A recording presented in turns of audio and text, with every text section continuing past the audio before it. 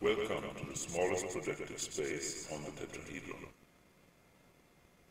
We're going to have a look at all kinds of interesting geometrical objects associated with the space.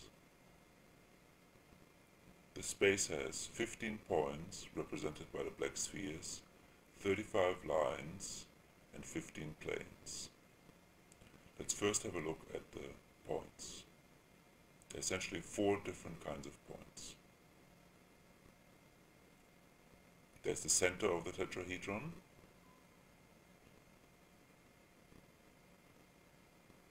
There are the centers of the 6 edges.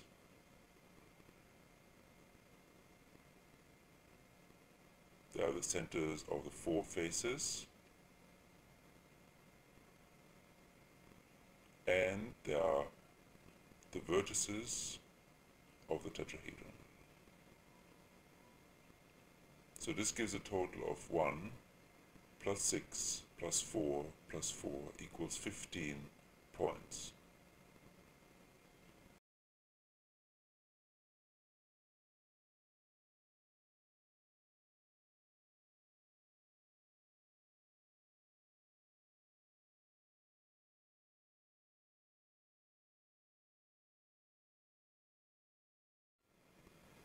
There are 6 different kinds of lines in this model.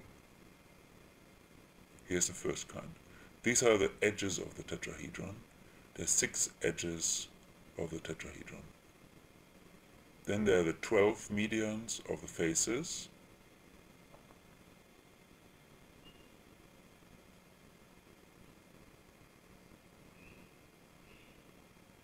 The 4 medians of the tetrahedron.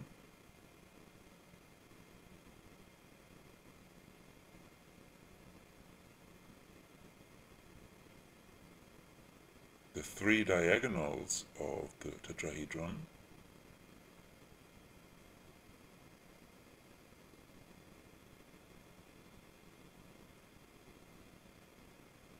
the circles inscribed in the 4 faces of the tetrahedron,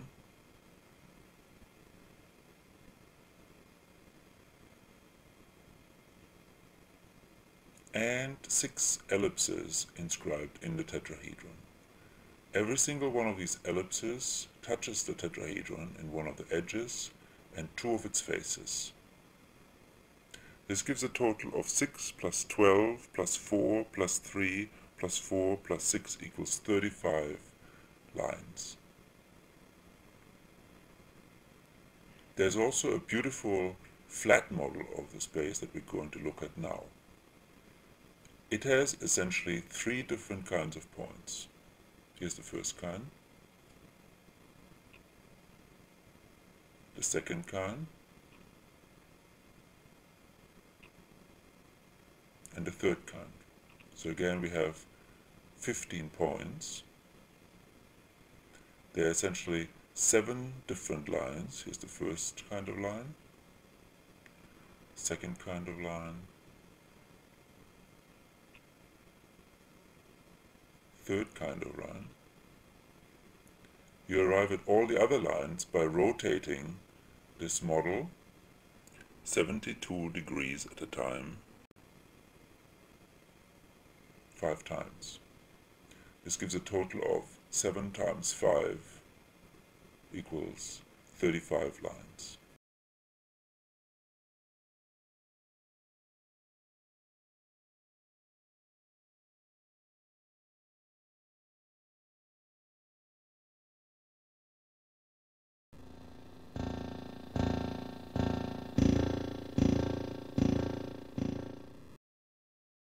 pencil of lines through a point is just a set of all lines through a point.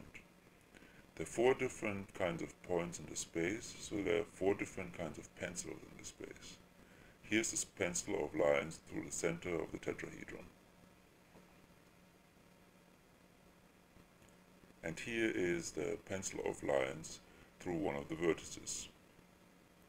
You notice that every point, not the vertex, is contained in exactly one of the lines in the pencil. So this will be true for all the pencils in the space. This implies that any 2 points in the space are contained in exactly one line. How do you see this? We'll take the first point, look at the pencil of lines through this point, then the second point is contained in exactly one such line.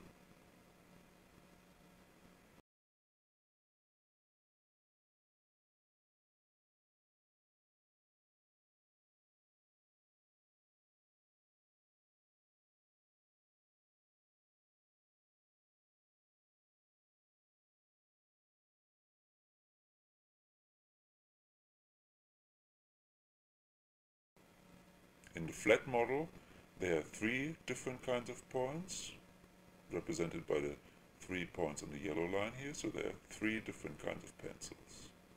Pencil 1, pencil 2, and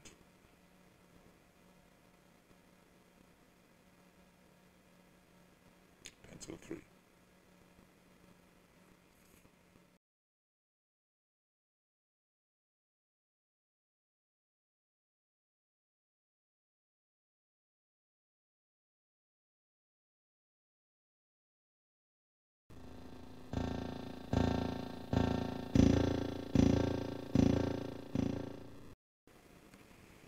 There's also 4 essentially different kinds of planes.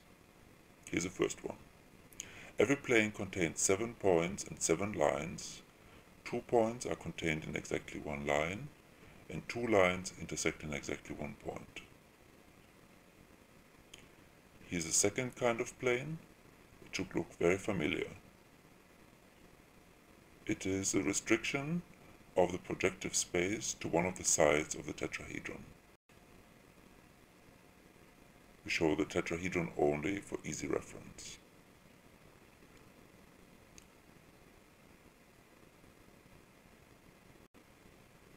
In the third kind of plane, you see nicely how one of those ellipses is embedded inside the tetrahedron, touching one of the edges and 2 of the faces. The fourth kind of plane lives on a cone. Now 2 planes in the space intersect in exactly one line, which makes the space into a pretty perfect universe.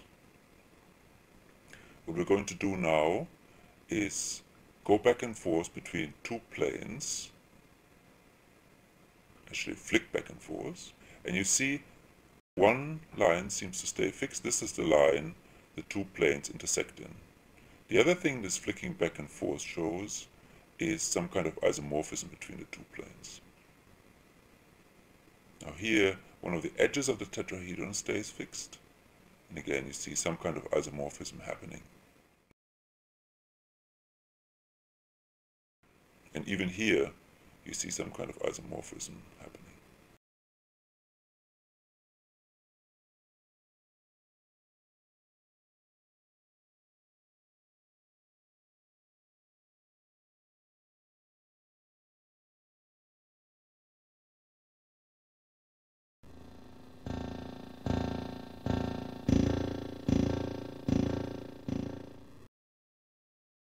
A spread is a set of 5 lines such that every point in the space is contained in exactly one of the 5 lines.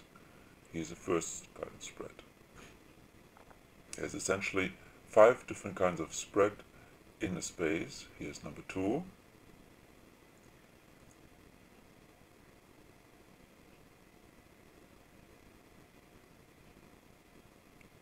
And here's number 3.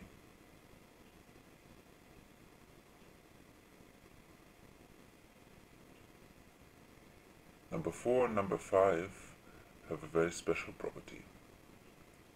So here's number 4. Now look at any kind of circle, any kind of median of one of the faces, or median of the tetrahedron. Then exactly one of the images of this spread under rotations will contain this line. Similarly, in the 5th spread, give yourself any ellipse, any diagonal, or any of the edges of the tetrahedron, then exactly one of the images of this spread under rotations will contain this line. This means that given any line in the space, one of the images under rotations of the last two spreads will contain this line.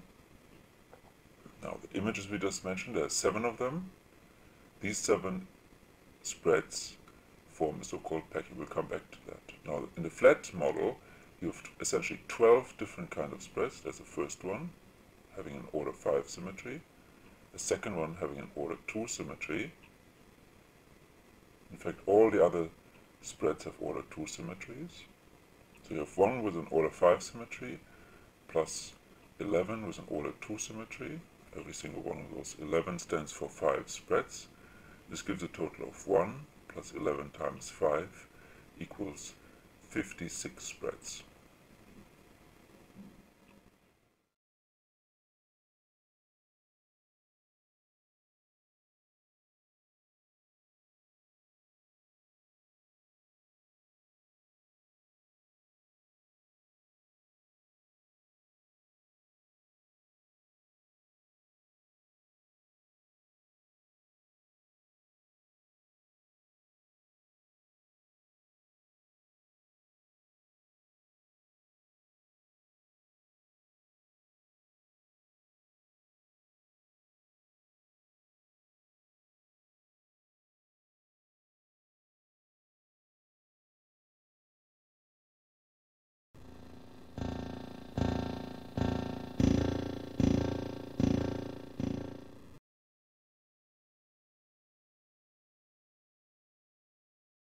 A packing is a set of 7 spreads such that every line in the space is contained in exactly one of the 7 spreads. We've already come across one packing. Remember this spread here?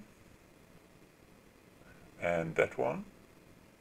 The images of these 2 spreads under rotations of the tetrahedron form a packing.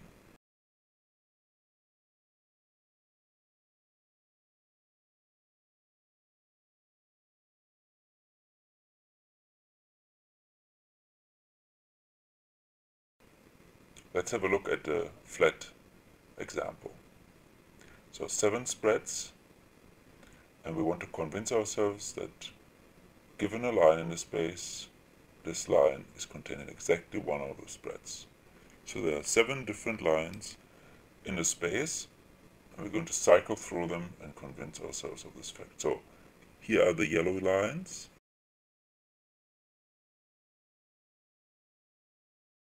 The blue lines,